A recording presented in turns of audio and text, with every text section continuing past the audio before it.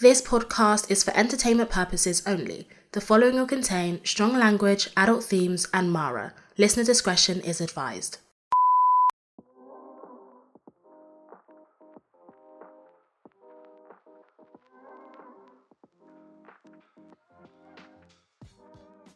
Hi, we saying it's Nelle. Hi guys, what's goody? It's Tammie. Hey, it's your girl Mara. And this is the Not Too Much podcast. If you know, you know.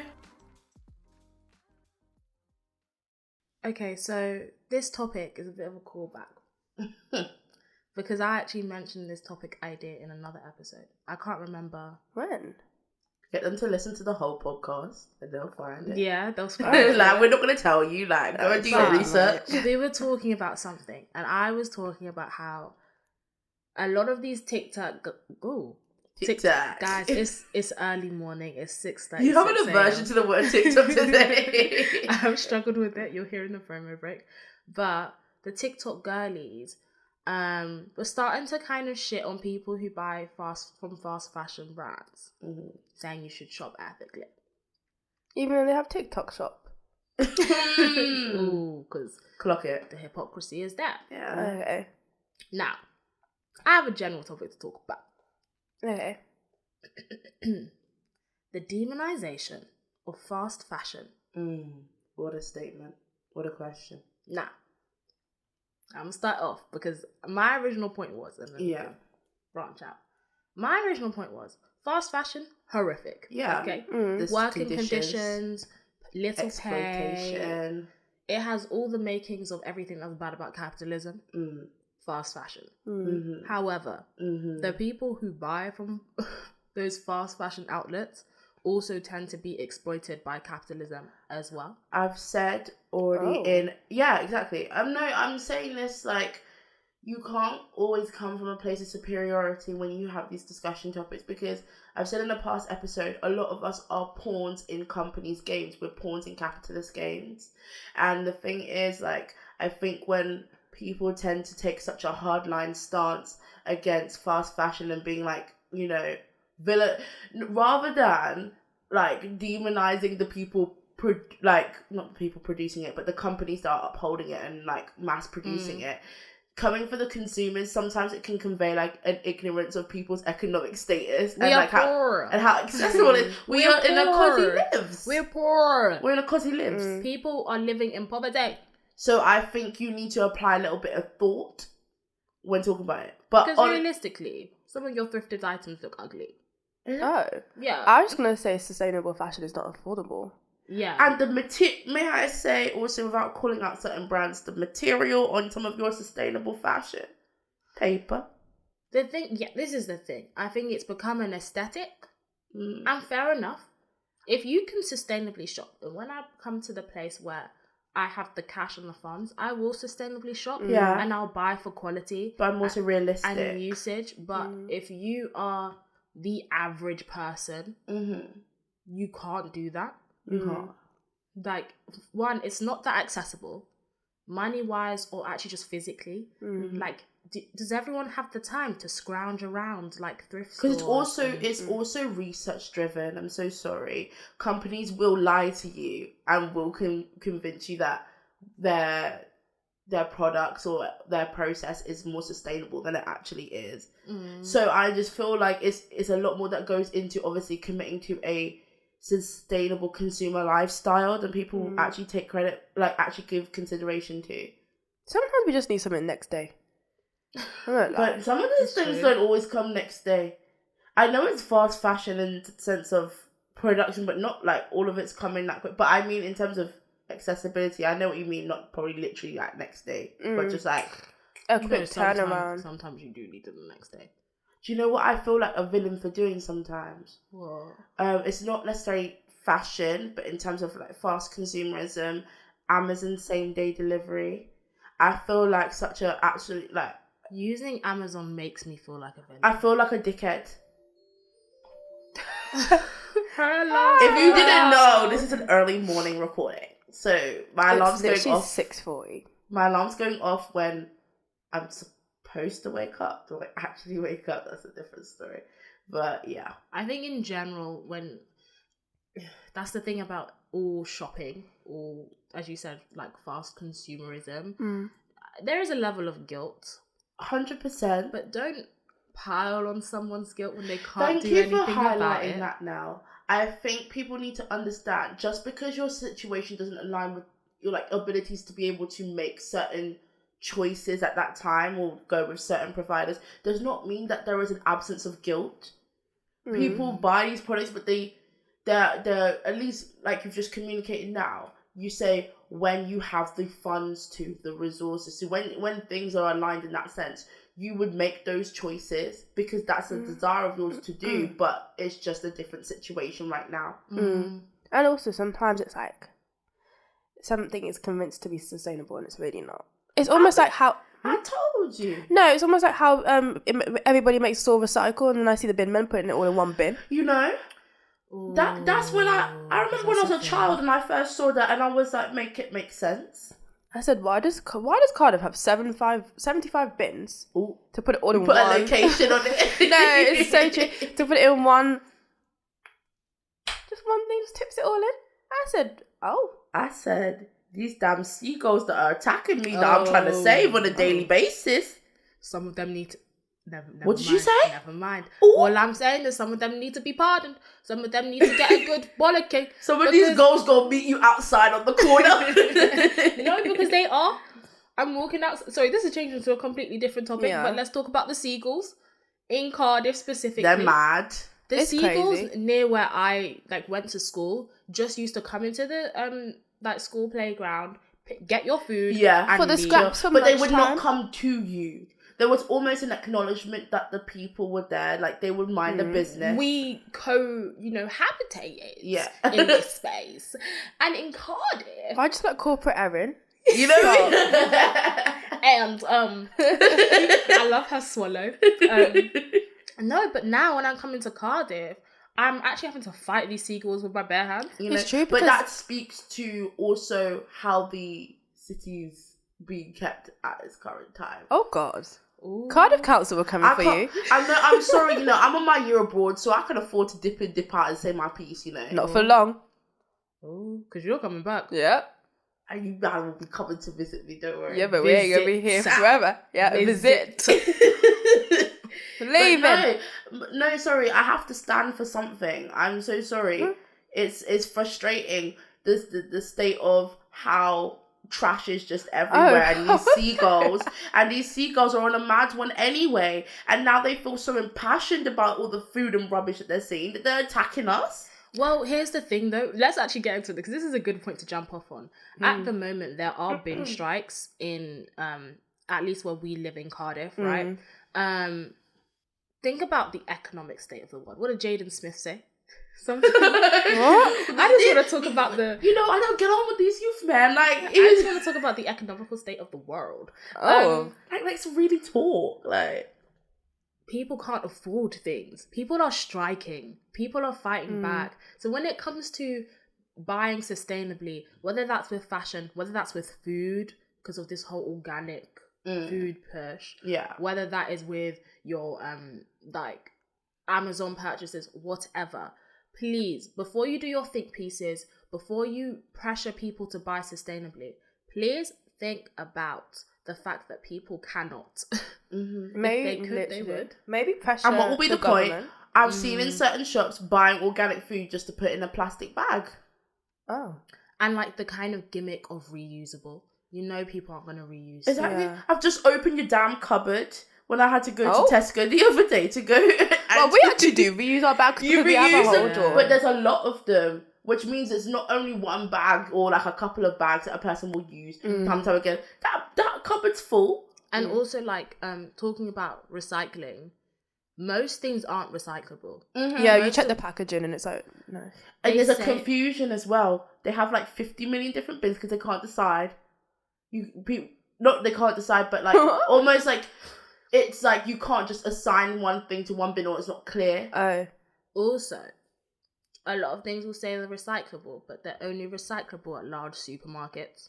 Yeah, you have to like leave your house to recycle. No one's doing that. Which kind of takes away. What's the point? We have recycling bins for a reason. So it's kind of like, it's not easy to recycle. You're just saying, you're branding it as recyclable. Adding to the fact that people have the desire to commit to a sustainable or economically friendly lifestyle. I do think more people do. But it's like, I think it's not always clear on how to do it, and it's not always possible to do it at said time. I just feel like we should just be like France, protest and raise the wages. You've been in Bordeaux for we attended a protest, days. actually. We did attend a protest. But no, we should put pressure to like raise the wages. But the point that you make in terms of coming together as a community and really taking a stance, like mass. If you've ever been to France and witnessed a protest, it's never just like one person or a scattered group. You've got people campaigning for completely different causes, all united in a spot because the commonality is standing up. Stand on business. We don't do that. Well, I don't want to erase the fact that we do protest, and I think sometimes the media does erase that. Yeah. To make people believe that we aren't, and that people aren't standing up for things. I'm very proud of those who went out and protested, and even though it wasn't convenient, you took time out of your day, your week, to stand up for the causes that you believe need standing up for, especially because our protest rights, they're trying to take them away. Yeah.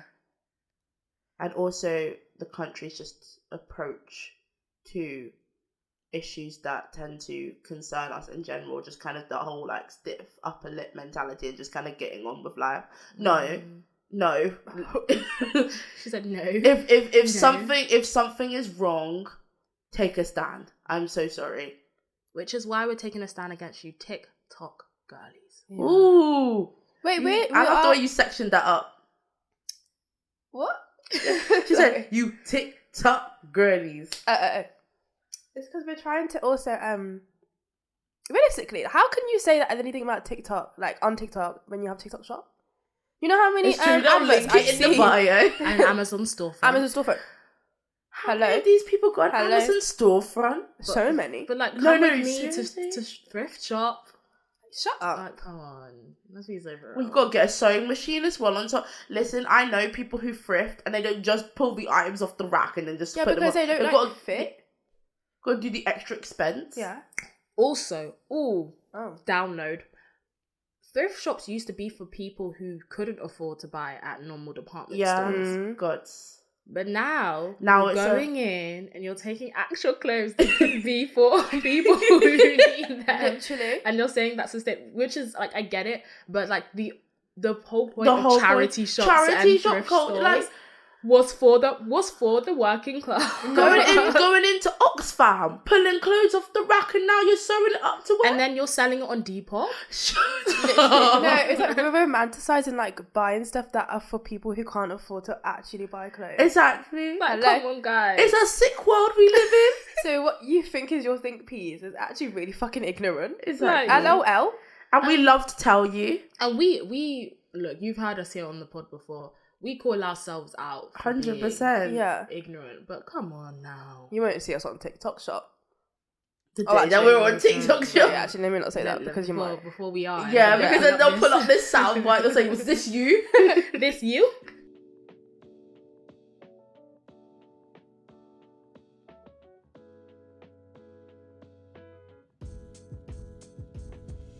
Okay, guys, welcome to this episode's promo break. At this point, you guys know the drill. Make sure to give us a 5-star review on Apple Podcasts, Spotify, Google Podcasts, or wherever you're listening. And also make sure to check us out on our social media platforms at the NTM Pod on Instagram and at the NTM Podcast on Twitter. TikTok. We don't use our Twitter. We're inactive. Yeah, don't follow us there. Now, speaking of consumerism. Taking your time. Let's get into it. She's really excited to speak about this topic. Start? Like, damn, can I not ease the people in? They don't want that ease. They don't come here for ease. Jeez. Well, I would like to. Oh, I like that. I would like that they would come here for ease, for a little relaxation. Should we do a poll? Should we do a poll and see what they come here for? Oh. She said no one's going to answer the poll. First of all, I put my heart and soul into that. I know you do. We got new cover art and new stuff now, so they should be able to flock. Okay. Sagu. But talking about, making some cash, spending some cash, I have a question. Are we in an entrepreneurial epidemic? No, because corporate Evan's really coming out this morning. I can't take it. It's a sickness. Ooh. It's a disease. Okay, with no vaccination. Ooh. Huh? With no vaccination. They're anti-vax. Let's really talk about it, because I have to just outline, I'm a person who shares entrepreneurial ambition and wishes that for my life. But some of you, man, have been the biggest learning curves for me just by watching you.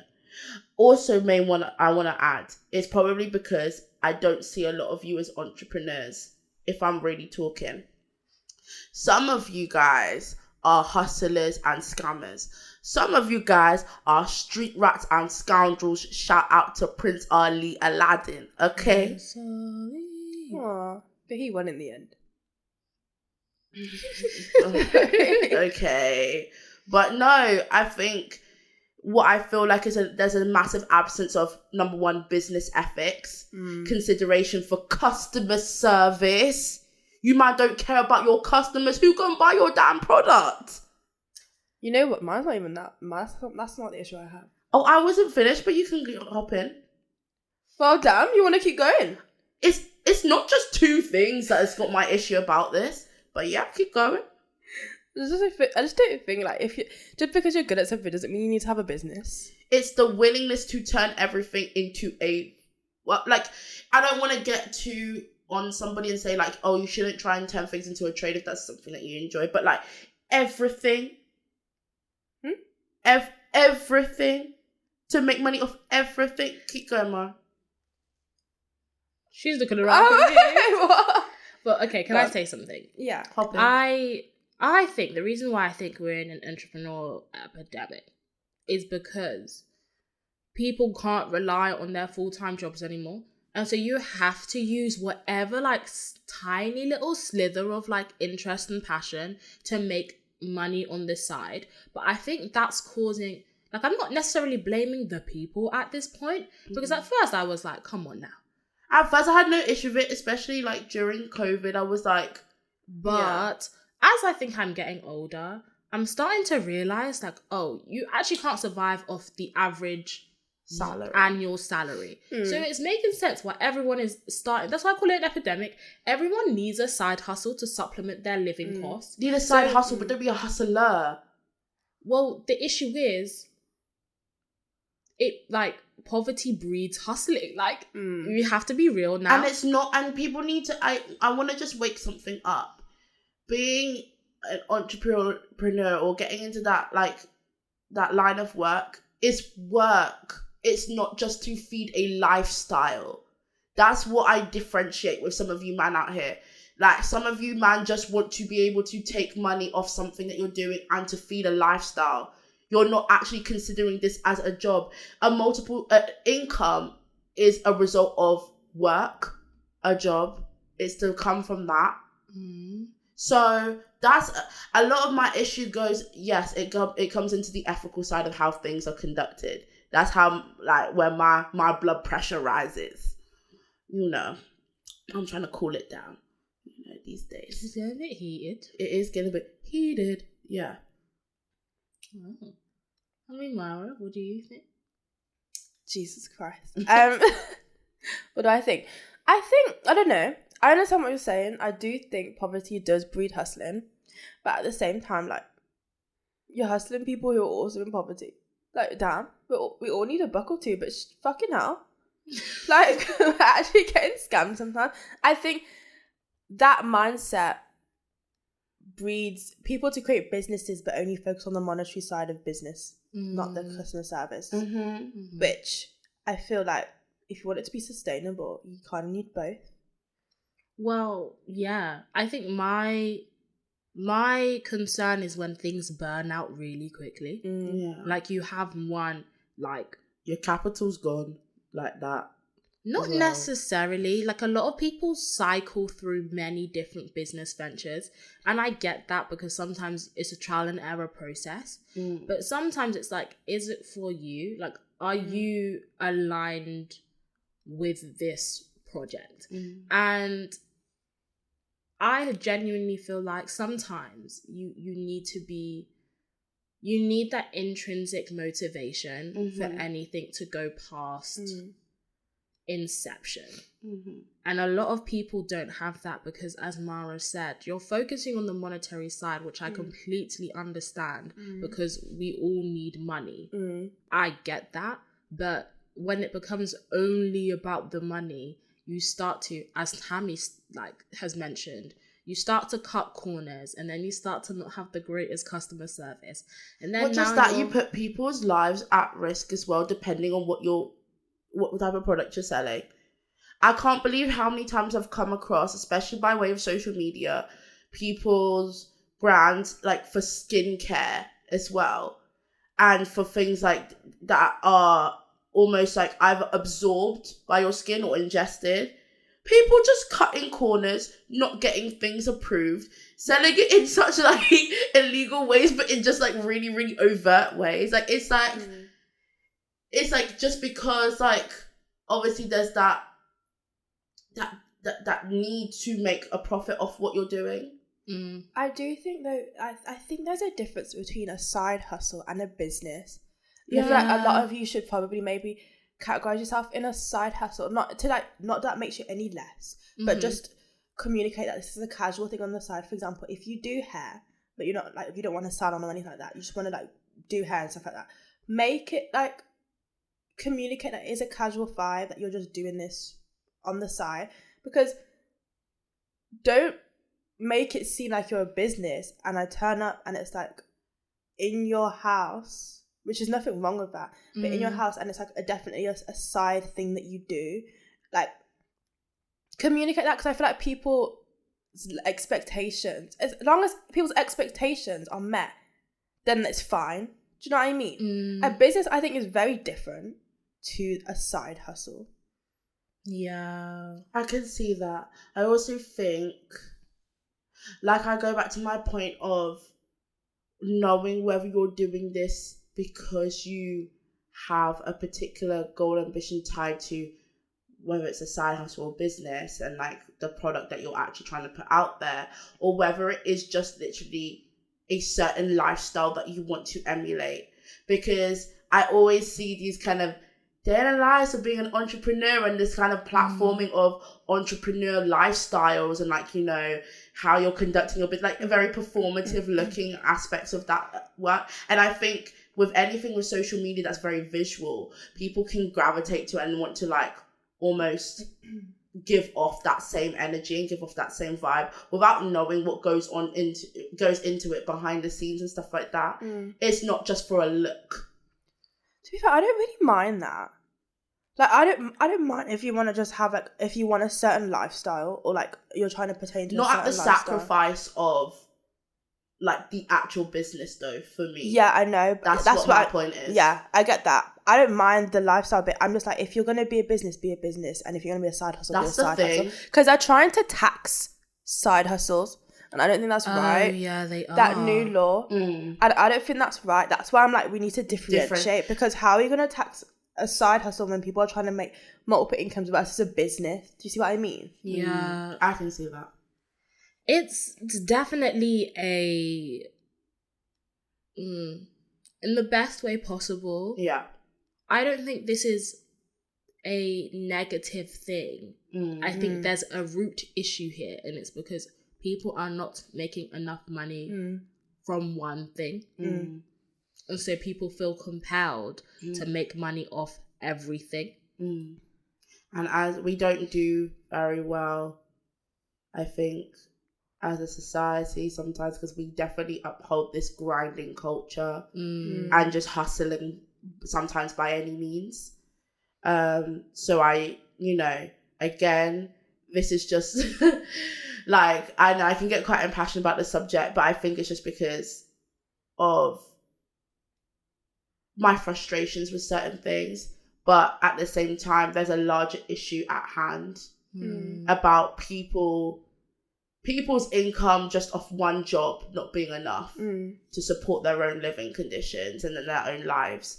And then kind of what that's, you know, I'm not going to say everyone's being driven into these side hustles because they need money, but like for the people that I am speaking about in that sense who need multiple streams of income, like, you know, people are in a vulnerable space. So there is massive consideration for that. But yeah, conduct your business, man. Have you ever been like scammed? Oh, sorry, I thought like I could read your mind. My God. Well, I was gonna say, have you ever had a bad experience with like a small business, entrepreneur, blah blah blah blah blah? I do a lot of research before I get into anything, so I've never like followed through on like a purchase or anything like with it. But in terms of interactions, it's interesting that you brought up the hair thing earlier, because I think that's something that, you know, especially when you move around a bit, like, you know, whether it's for uni or for work or whatever. Like, I remember when I was in France, like there was a situation like that in terms of like, I did, yeah, that's true. Yeah, so there was issues. I think a bit more communication could have been had, whether they've deemed this as like a business or like a side hustle, because I think the way things were being conducted, I wouldn't have attributed that to business. And also, we always know like these prices for hair right now, if you're a black girl, that's really extortionate. It's crazy. Go into my hair, she's actually got good prices. The girl that did your hair, she got it together, man. But then, to be fair, I haven't had a bad experience because a lot of my things I find through word of mouth. Power of word of mouth, honestly. It's usually like my sister, actually. I'm like, That's the thing. If I was at home, that I do things by word of mouth or like just thorough research, but I think I was just in a position where like... Yeah. Remember when we tried to find my hairstyle? It's like down here. We still haven't. We all go home to get our hair done. But have you had a bad experience? Me? With like any small business or... No. I'll be honest, when it comes to small businesses and side hustles, I think for the most part, most people are genuine. What happens is on social media, look, you will only get bad reviews on social media. 100%. Because everyone who has a good experience with you doesn't necessarily feel inclined to go and broadcast that. Yeah, but if you have a bad experience with an individual or like a business or whatever, you're going to broadcast that because you feel slighted. You just find the thread and it's just... So while I know that which is why I don't see it as a negative thing, which is why my position was, it's just the fact that people are, you know, delving into side hustles or creating new businesses, for me is a direct link to the fact that we are just poorer in general. 100%. I don't necessarily see it as a sort of, you kind of took the angle as a customer service. Yeah. For me, I don't think that it's negative in terms of, I don't think it's that negative in terms of customer service. I do think social media just blows up everything. You're right. And I also think, you know what, I have a very American central view on this, because not gonna lie, I feel like I've had very good experiences here, like generally just in the UK. Like I don't have like really horror stories. I remember I went to get my lashes done, and the girl was like, "I'll come around the back," and like she like literally had built like her own like outside, like I don't know what you call it, like a house, like cabin, and like it was decorated, it was like minted out, like that's cute. That's what she did her business. Even the girl that does my hair, like literally like so quick, like it's so efficient, so sweet. I don't have any bad experiences, but I do see a lot of horror stories did start like from like the USA, and now it's inclined for everyone here to like bitch about something, like something minuscule. And I'm just like, I feel like because you've seen this thing, you've assumed that it's actually like more common to have bad experience, and it's really not. I don't think so anyway. I can see why, because I think with a lot of things there does tend to filter in like a US centric view, or like us being exposed by way of more of what's going on over there. I think the things I was actually speaking on, I was talking about from down here. Mm-hmm. I don't think people being more entrepreneurial is a bad thing. 100% not, because you can't, like, it's not I think with anything, it's not the thing itself. And I don't want to get also onto the people too crazy, because obviously, like, for the things I've mentioned before, I think it's just, it's a thing where anything in this life can either be done in a more, like, right or appropriate way, even though people are still finding out how to do things through trial and error, or it can be, like, I don't want to say the word manipulated, but, like, it, in a way, kind of more abused in a sense, like, you know. I think that's just with anything in life, so. But yeah, if you do have any businesses, shout it out. We'll take a look. I can't promise you that we'll I never said, like, you'll have a new customer by the next day, but we'll take a look for sure. And also, I have, like, friends or, like, just acquaintances that also do have their own small businesses, and I'm quite proud of, like, that's the thing, like, you can never hate on it, like, and it's also, like, I think it's almost in a way kind of, for me at least, I can speak for myself, quite inspiring seeing them, like, how they're getting everything together and how they've just, like, conducted their, like, you know, side hustles, their businesses and stuff like that, and their product. Listen, because there's this girl that I met, she has really nice cookies. She does cookies. I know someone who does really good bracelets. Yeah. So I've been eyeing that. Look, I will eventually support. Henna too. Like, there's lots of people, like, and especially when you've known these people before they've gotten into said side hustle or business, and seeing that passion that they always had for making that particular thing, and it just coming, like, it actualizing in this sense. It's so true. I know someone who makes good brownies, actually, and I don't even know them. You know how I found out about them? Like, my A-level English teacher, she brought in brownies, and then she was like, this is my son, like, my friend's son's business, and then, like, handed out, like, little vouchers, and I was like, this shit is fucking good. I bought them again for my dad, and he keeps repurchasing them. See, word of mouth. But so keep doing you. I know we've been shitting on. Oh yeah, sorry. LOL. I was just gonna keep it real, but yeah. For those who are actually, you know, making out moves, I wish you all the best. Yeah. Okay, people, I've been Nelle. I've been Tammie. And I've been Mara. And this has been the Not Too Much podcast. If you didn't know before, you know now.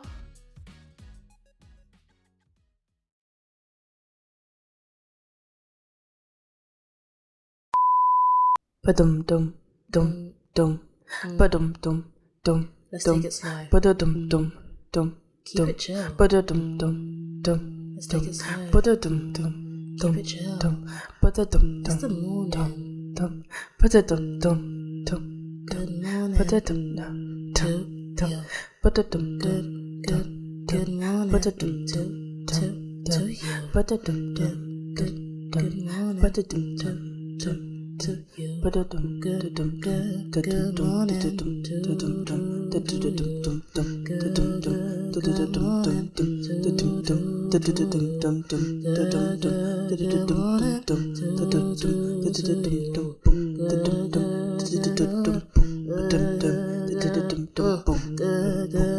morning. Good morning to you. Yeah. Good morning to you.